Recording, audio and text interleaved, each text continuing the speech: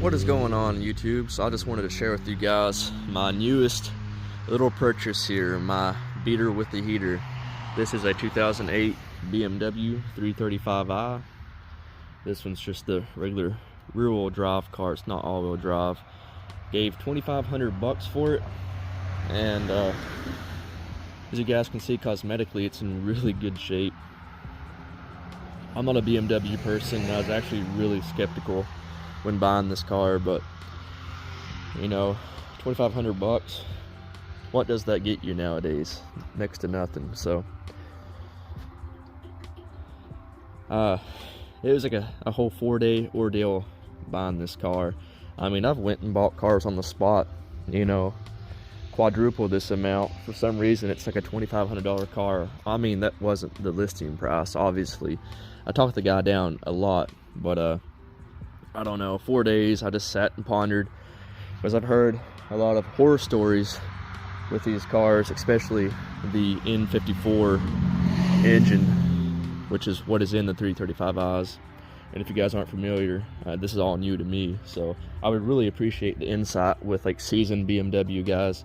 But this is the E90 series. The E90 is like the sedan, and then you have your E92, which is the two-door coupe version, but they're, you know, the N54 335i, and I prefer the looks of the sedan. I mean, I wasn't in the market for a coupe at all.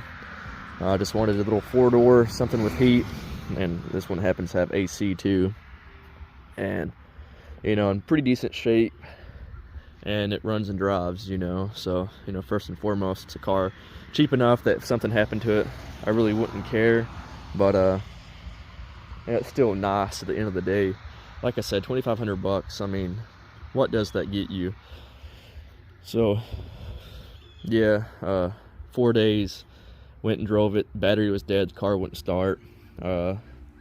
Had a massive, it had the oil filter housing leak. It was leaking on the belt, so it was squeaking. And there's situations, it's happened to a handful of people, where the belt somehow slips off with that oil leak, and it finds its way through the front main seal, you know, where your crank pulley's at. The belt can somehow push through that seal and get inside your oil pan, into the pickup, into the oil pump chain. It's just crazy. I mean, you think about that and you're like, how can a serpentine belt destroy an entire engine? And you know, it can with these N54 engines. So you know, it's one thing that scared me. I told the guy, I said, well, that needs to be replaced. You know, I just, and the valve cover gasket is leaking. He replaced the oil filter housing gasket, you know, within those 4 days of me looking at it. And he said the first time they put the gasket in, they screwed it up and it leaked even worse.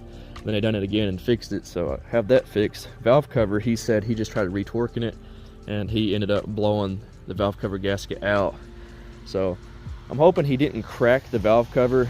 I mean, they're fairly cheap on these cars. They're plastic, but it's a very, I guess, common problem with these cars. The valve covers, they leak, especially higher mileage ones, because this one has 174,000 miles.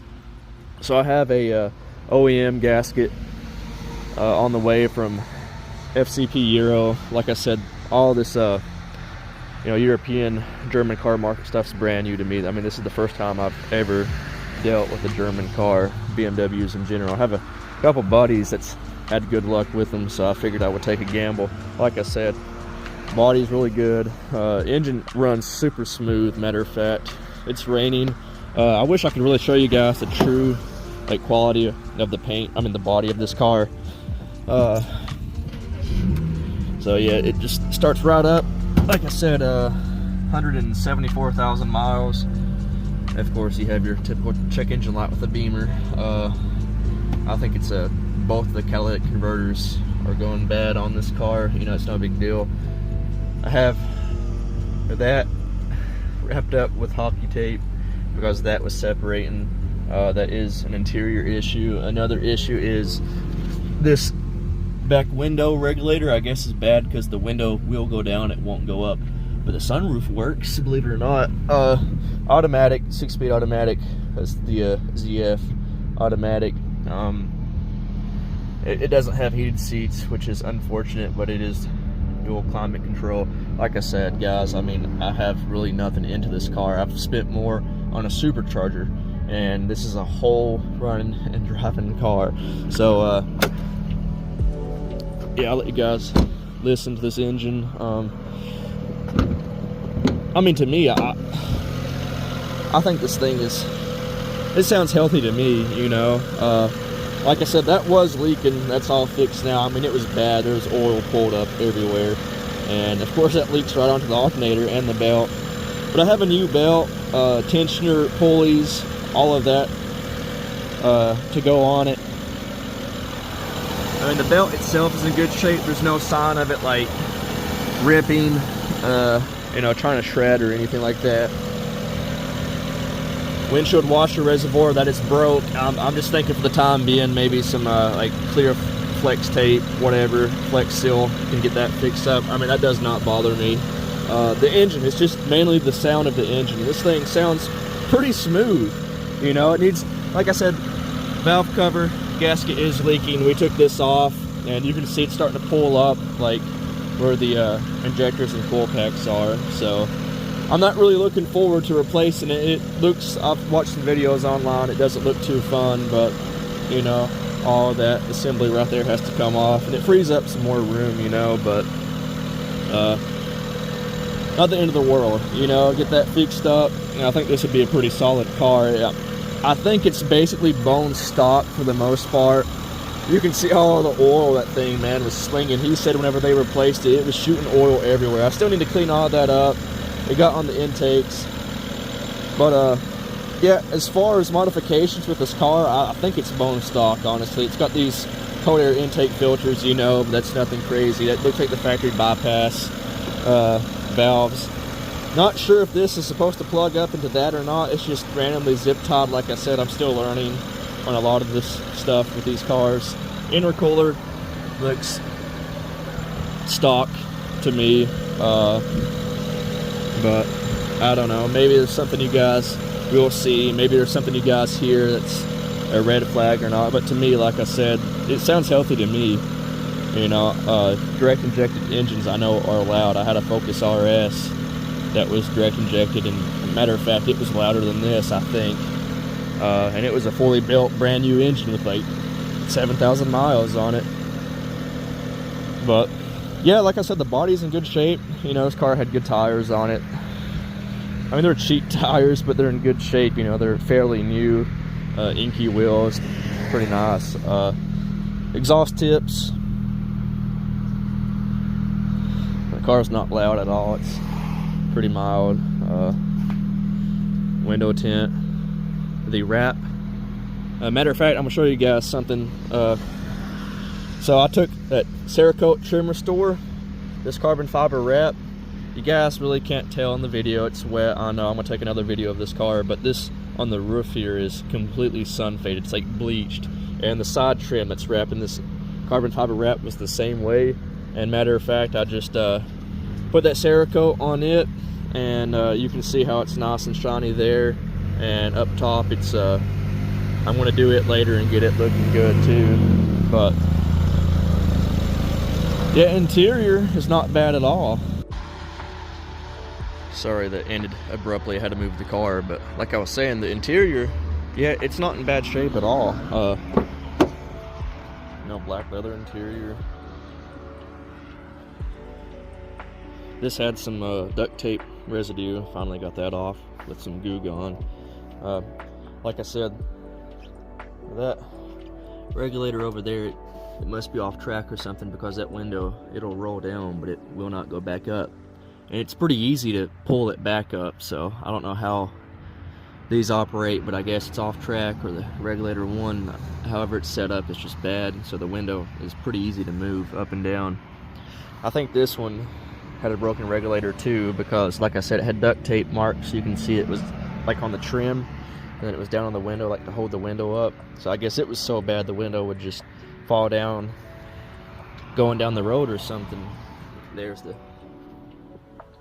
front of the car, and it's not real carbon fiber, it's just all wrapped, and that awesome looking door handle. But now that the rain has stopped and we moved some cars around, the roof on this car actually dried up, and now you guys can really see how faded that is.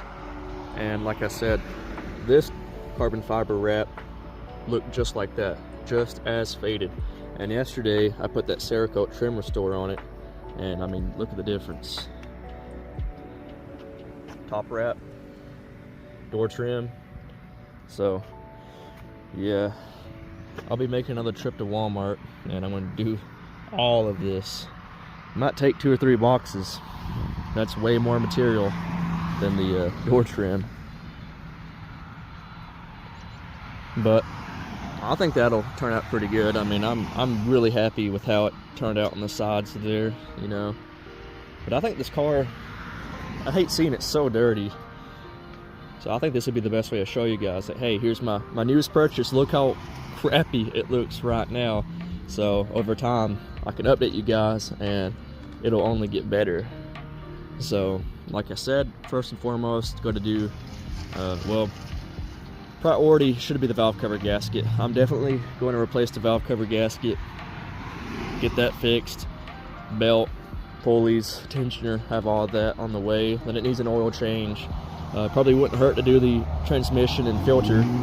I don't know if that's ever been done. I've looked up the Carfax on this car, and that's another thing about it too. I think in 2010 the high pressure fuel pump and the injectors were replaced on this car. So I'm curious, once I get the valve cover off, if it's going to have index 12 injectors or not. I'm sorry about that beeping. He's been trying to back out for the past hour. Traffic at this time of day is terrible. Yeah, so hopefully maybe this thing has index 12 injectors. Only way I don't know for sure is when I jump into the valve cover gasket job, I can actually get down there and look at the serial numbers on them. But yeah, the high pressure fuel pump was replaced, and apparently that was like a recall item on the 07, 08 cars.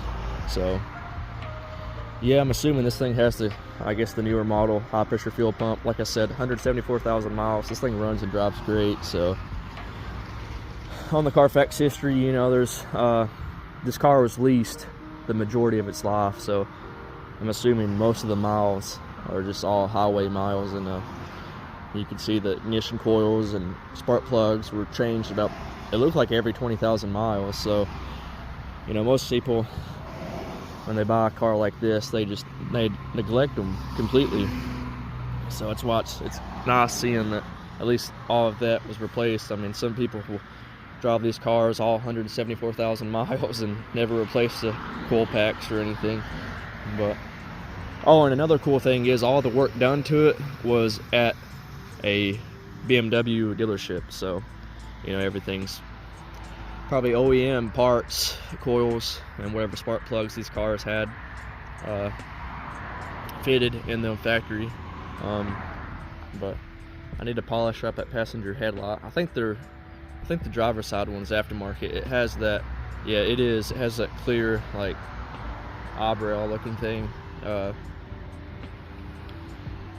I don't know why somebody would just buy one headlight, not replace them both. I mean, how much cheaper is it sourcing one versus replacing them both? But I don't know. If I ever come across a parts car that happens to have a nice set of headlights, I might just replace them both, you know, have a matching set. I like to replace the fog lights. That one right there is definitely, it needs to be replaced. It's cracked. Like I said, I mean, the car is dirty. You guys can see, like, look at the bumper. I mean, it's in really good shape. Even, I mean, you can tell it's been repainted, but there's no rock chips on this car. Dirty as can be. These wheels are actually like a graphite looking color, like a gray. They're just so freaking filthy. And I mean, like I said, I bought this car to be a beater with a heater, and you know, it's a car you really don't feel as bad to drive around in the rain and, you know, let it get muddy and stuff like this. But I mean, I just can't get over the body for this year and the mileage. Like, yeah, it does have this issue. This is the worst spot on the entire car. It's like a little gouge. I think I can, you know, lightly sand that, polish it, and put some touch-up paint on it, and, you know, make that look a lot better. Might put a little spoiler on it, might put a front lip on it. just to give it a little extra aggressive touch. I don't know what style or model inky wheels these are, but I don't know if I like them that much. I like to put like a set of nice aluminum wheels on it. Chrome, I don't know. But yeah, you know, had to put a battery in this car. It was dead when I bought it. It just, I mean, you can definitely tell that headlight, now it makes sense. It's aftermarket because you get that adaptive headlight. It's saying like inactive right now. Yeah, it gives you all these errors when you first start these cars up. TPM malfunction, left reverse bulb is out, and it'll eventually say adaptive or active headlight malfunction, adaptive headlamp. So you can tell they've been tweaked. Anyway, yeah, I was playing around with the navigation. It works surprisingly. And, I mean, for 2008, I'm impressed with I guess the refresh rate of it. Like it's not like real blocky like most of those old navigation systems were. I mean, it's super outdated, but it's not like when you drive 5 miles down the road, it finally refreshes and shows you your location. Like this one actually, it updates kind of quick, I guess is what I'm trying to say. I just reprogrammed the battery so that the check engine light's off. It didn't just mysteriously go off since like the first portion of this video when I moved the car. I reset it because I put a new battery in it, and we just went and got a brand new one of those Icon like touchscreen diagnostic tools, hooked it up and programmed it, because you have to do that with BMWs. When you replace the battery, you have to program them or code it, whatever, register. So we done that, and I guess it's doing all of its adaptive learning process with everything. So, and I just done that, so I need to let it drive, and I guess the shift tables, it'll have to, like I said, BMWs are new to me, so I don't know what all that entails when you reset the battery on these cars. But otherwise, I mean, I hate that adaptive light issue, because I'd like to see that. It tells you the outside temperature and the time, and I gotta reset the time again. Great. Yeah, MPG, it's all been reset. But driver mirror, I have to replace it. It does not work. The passenger one works. The sunroof, it works.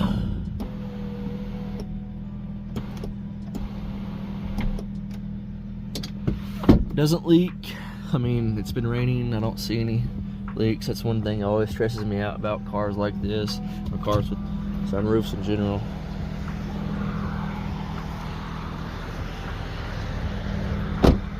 Yeah, I can't wait to clean this car up and polish it, put ceramic coating on it, and put that Cerakote, because, like, I mean, it was a gamble just to see if that would even work, and it worked great. So I mean, that'll hold over until this wrap gets peeled off. And I don't know what the condition of the paint is underneath this. It could be sun faded. Maybe that's why they done this to begin with. This car looks like it must have sat outside. So I like the tips on it. I don't think it's factory. They kind of have like a blue look to them. I don't think that's factory. I think somebody has put those on. Window tint on this car is in good shape. You know, it hasn't turned purple or anything like that. I'm gonna turn it off. No sense in wasting gas. But yeah, I figured I'd just let you guys know how the channel's going and what was next on the car list here. And it turns out to be a $2,500 BMW 335i. Like I said, it's my beater with a heater, so I'm pretty happy with it. I don't think for 2,500 bucks it was a bad bike, especially in this market. If it runs and drives and gets you from point A to B, even if it does leak a little oil, or I should say a lot of oil, I don't think you're doing too bad. The body, like I said, it's in great shape. I mean, you guys can see it now. It's dried up a little bit. I mean, yeah, the roof looks pretty garbage, but I think I can use that Cerakote, like I said. window trim, it's the same wrap. It's just been Cerakoted, and look how much more deep and rich that looks. Oh, and the brake calipers are painted red, so once I get the wheels cleaned up, tire shine, the car is nice, clean, and ceramic coated, oh yeah, I think it'll look really good. Especially for, like I said, $2,500. I mean, not a perfect car, not at all, but I think the things wrong with it, very, very, you know, minor things. Window regulator, valve cover gasket, and yeah, it's going to be a little hard to replace, and it doesn't look too fun, but I mean, it's not the end of the world. I've done way worse. You know, and polishing and cleaning out cars, detailing is kind of therapeutic in a way, so that part of the process I don't think is going to be bad at all. I'm actually going to enjoy that. But yeah, enough rambling. I'm gonna end this video, and you know, as always, thanks for watching.